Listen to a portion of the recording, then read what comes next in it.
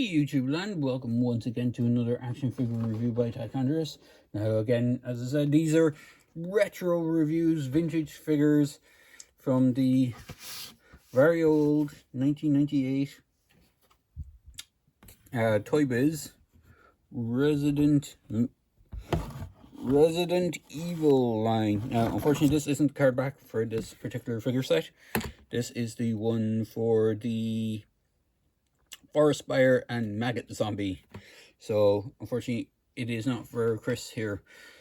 I only have the card backs for two of these sets. So the previous one that I looked at, which was Jill and the web spinner, I have looked at that. Now unfortunately, as I said, I don't have the actual card back for this one, but it was on a similar card back to the one I just shown. The only thing is, had a brief write-up and it would have had a detail on the action features. Now, unlike his Resident Evil counterpart, or Star, the original video game you had to control one of two characters, one being Chris Redfield, the other one being Jill Valentine. Depending on which one you picked, I think Jill had more pocket space, was it? I think, depending on which one you picked, I think the game was either easier or harder, and you had stuff like the lockpick, which came with Jill. I don't think you had anything that came with Chris. I don't think there was a mode selection at that stage. I think it was depending on which character you picked was how the game played out. So detailing wise, Chris has the Stars logo on his shoulder, which stands for, it's the Raccoon Police Department, and Star is standard for Special Tactics and Rescue. I think it was the Special Tactics and Rescue. Yeah, or sorry, Special Tactics and Rescue Squad. So you had the Stars members, some of which you saw in the intro of the video game. Some of them you would have encountered throughout the game. The premise of the video game, if you've never played it, is quite simple. Stars teams are sent to investigate disappearances in the mountains, in a mansion in the mountains. When they find what's going on, they're attacked. They basically run to the mansion to seek cover, but it's actually a secret testing facility, basically, and all manner of hellish creatures tend to attack them. So other than that, it's a very lovely place. So onto the figure himself.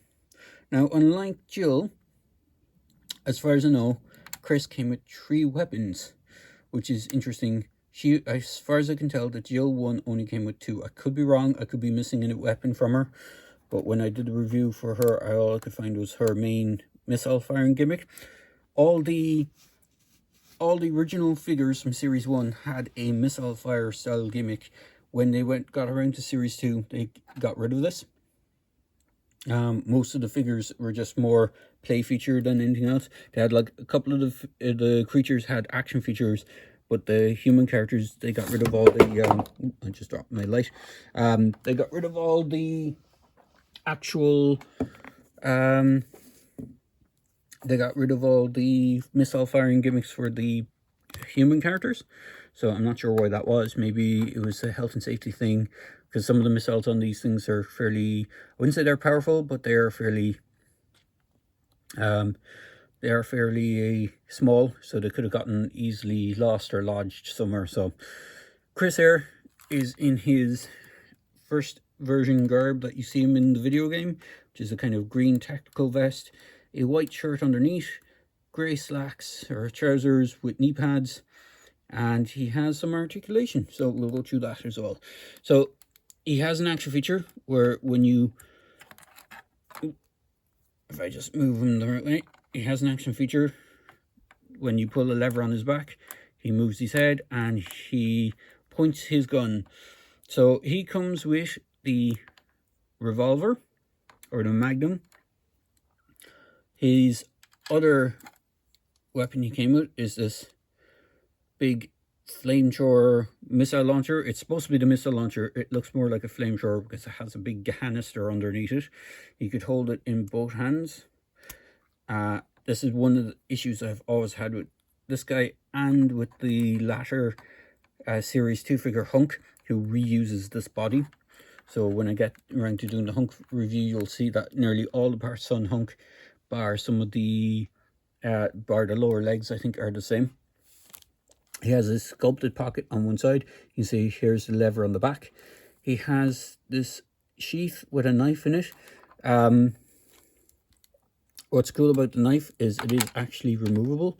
Now mine has broken off. You can see the glue has worn off, so I need to re-glue it. But if I slide that out, he has a small little tiny combat dagger, which you can just about hold in his hand. It's an itty bitty dagger. I don't think he'll even hold it in his pointing hand or his trigger finger hand. Just barely, but it will probably fall out. But it does go back into the sheath, which is nicely done. Now, unfortunately, I'll probably have to take this off him while doing the rest of this review. It is supposed to be glued in here, but over time this glue has dried out and it is no longer working. So he's in kind of this squat action pose. If I get him to stand up to his highest, which is about that, even with that, his legs are at an angle and he's, yeah, as I thought it was going to fall off. His kind of waistline is tilting to one side, so he's not completely direct standing. But if I bring in the tape measure, you'll see he stands around 5.5 inches, so which is kind of like one of the common line heights at this time during the 90s. So it's nothing particularly new. I'm just going to move his knife and he's gone out of the way. So articulation wise, he does have that arm that likes to pop out. It does fit in a ball joint. It does.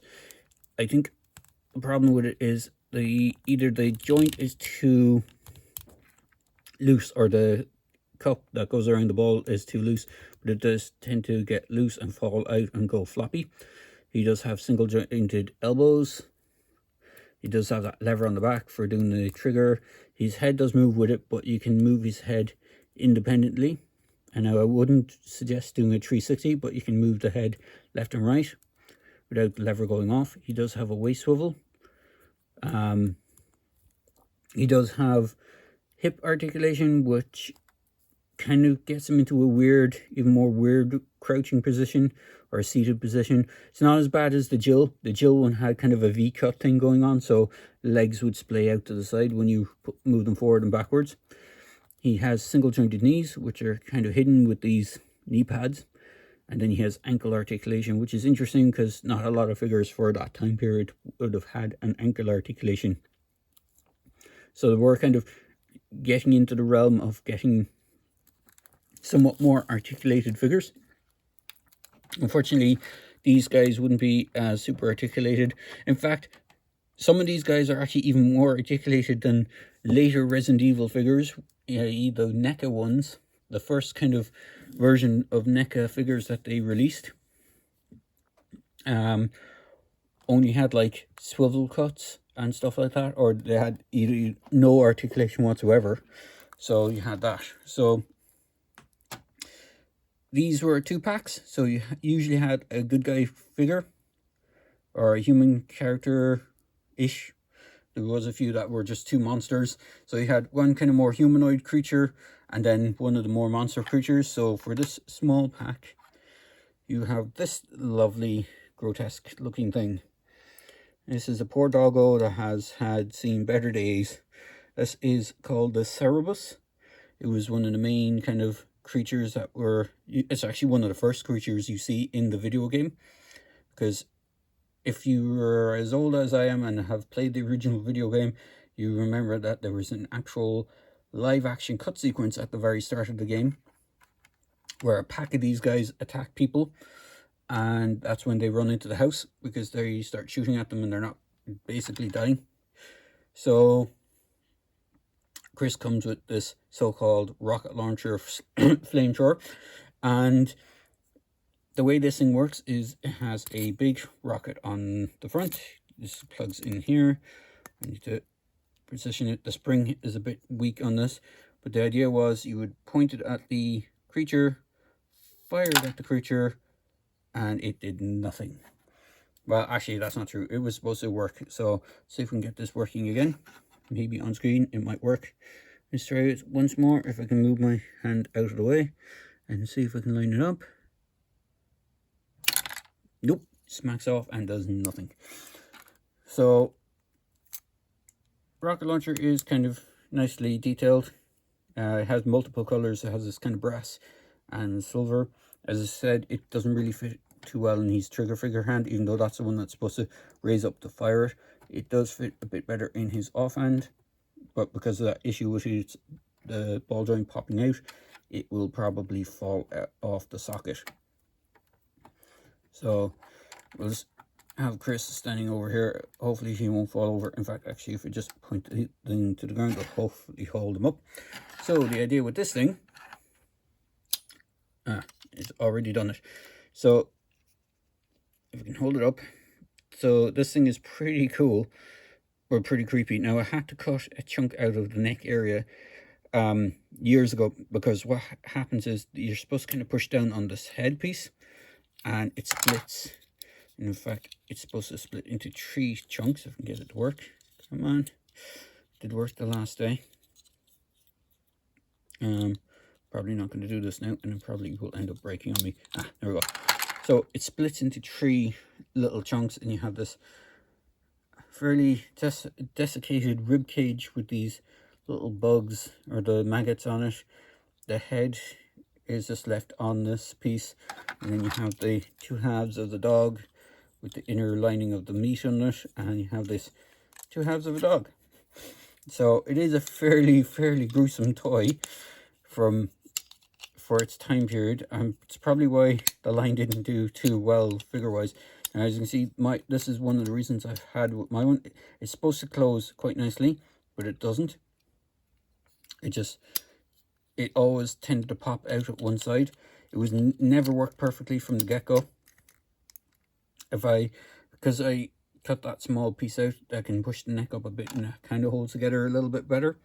But it does have major issues. Now I'm going to try and see if I can bring something in with a little bit more oomph to its spring. We're going to go with old Lava Planet Predator here. That spring on that should be strong enough. Let's see if we can hit the... There we go. Perfect. Spring on this is way stronger than poor old Chris's rocket launcher. So hopefully you saw that on screen. It has it smacked the head off that and blasted it into a million bits. So there is that. Yeah, good old Lava Planet. So it was a cool set. The Cerebus was really cool. Unfortunately, it never worked right. Chris character is pretty much, if you wanted to have the original team up, you never did any of the rest of the team. Like, you didn't get characters like Wesker or Barry Burton. These were the only ones that I'm aware of, unless the Wesker was released as some sort of exclusive. The 2 main heroes, which is Jill and Chris, were done, and all the other sets in this lineup were creatures or well, yeah, they're all just creatures of various degrees. So overall, it is a cool set. If you can get one on eBay, I'm not sure price wise what they're going for these days, but they are quite old now. So, and there has been several iterations of different figures between now and then. Unfortunately, some of those iterations are maybe nowhere near as fun as these guys. So it is kind of take it as you want to type thing. But overall, I do recommend picking these up if you can find them.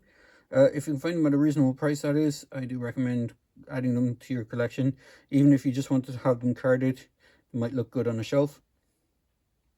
But overall, they're quite a fun set. So there you go, guys. I hope you enjoyed this little look down memory lane with these retro figures for the, well, I wouldn't call them retro figures because they're not new versions of them. They're vintage old figures of the Resident Evil line.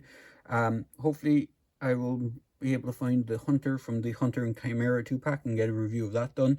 And then the next couple of reviews. There's only 5 figures in the wave, so there's not a big wave of these figures, so I'll get the rest of those figures reviewed, and hopefully you enjoy those as well. So please feel free to like, comment, and subscribe to my channel, and I hope you enjoy this review. Cheers, guys.